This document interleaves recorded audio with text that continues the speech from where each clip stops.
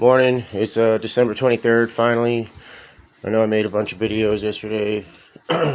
Seems like yesterday would never end as far as videos are concerned, but I want to just make it clear what I'm doing right now is that I'm trying to make people aware of like their personality disorders and the personality disorders and other people that they deal with and how we can, through awareness, kind of navigate through these mental afflictions without making our lives harder and the lives of the people in our lives harder.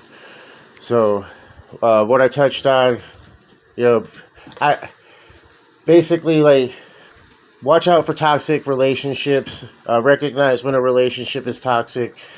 If somebody that you have to spend a lot of time with, if you feel like you're being abused in any kind of way, mentally, when you're being physically abused, but if you detect some type of mental abuse, emotional abuse, and you try to express yourself to the person and that they insinuate that you're wrong for how you feel, then that is signs of a toxic relationship. When someone's trying to convince you that how you feel is incorrect, that's not good.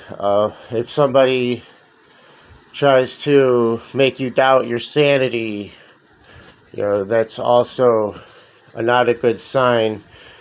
And if you think that there's somebody that has a personality defect that you want to help, and if they don't think they have that defect, then you might as well just figure out ways to, how to go about without them, or do as much as you can without them, because the first step in somebody wanting to change is for them to admit that they have the problem. Well, it's not just drugs, it's personality problems as well. A lot of what I learned in Smart Recovery, the Family and Friends Smart Recovery program, especially, it can be expanded towards all kinds of issues, bigger than drugs by themselves. It's communication, how you think and how you communicate with those around you. It doesn't have to necessarily be about drug addiction or beating cravings and urges.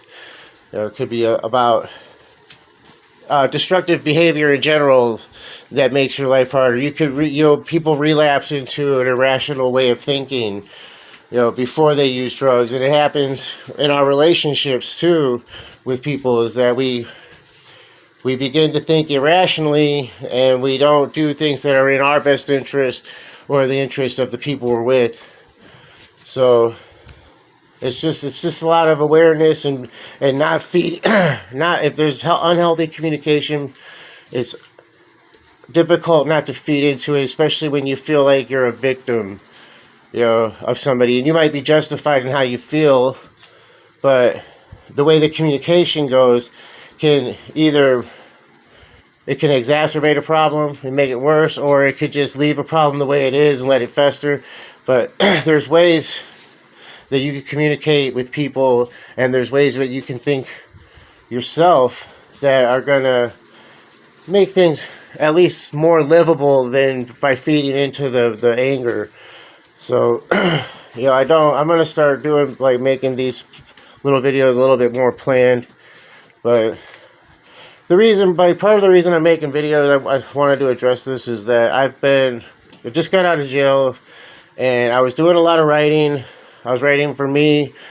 I was writing for the charity I founded last year. I was writing to my girlfriend at the time, and a few friends maybe. And I just wrote and just wrote all day.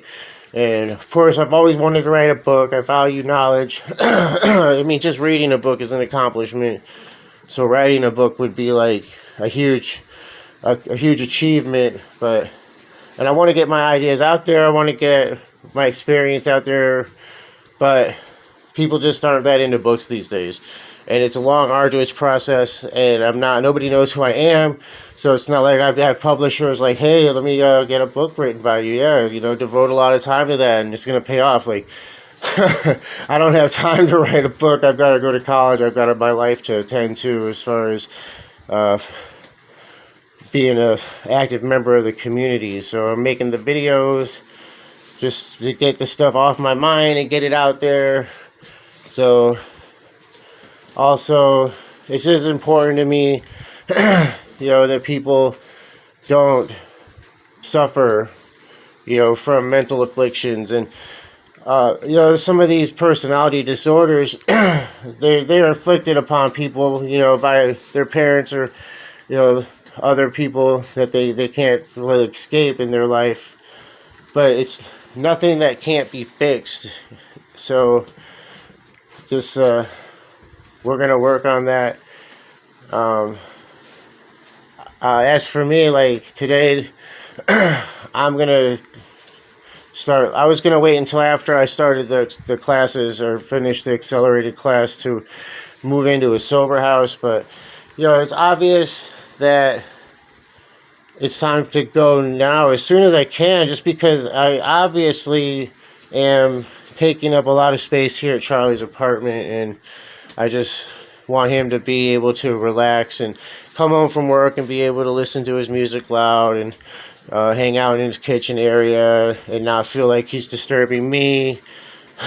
So, and he's earned that to be able to just do whatever he wants, which is just, this is his house. So I don't want to, it's just a little place. You could tell, I'm like a caged lion in here or whatever. It's not very big. And so I'm going to look into going to Richie's. I keep hearing about this Richie's Recovery, and it's local, so I can still come here and clean the apartment and make sure the cat is taken care of, as far as our cat litters, concerned, make it so the apartment is livable for my nephews when they come visit. That's another thing. I don't want to be in their way. This is such a little apartment. This is like that for some reason. This is like their bachelor pad or something. When they come, they're just like a couple of slobs. They just want to hang out, just party and drinking soda and eating popcorn. And I'm a kind of big kid in their way. Like, I take up like as much space as the three of them combined. So I want them to be able to enjoy themselves.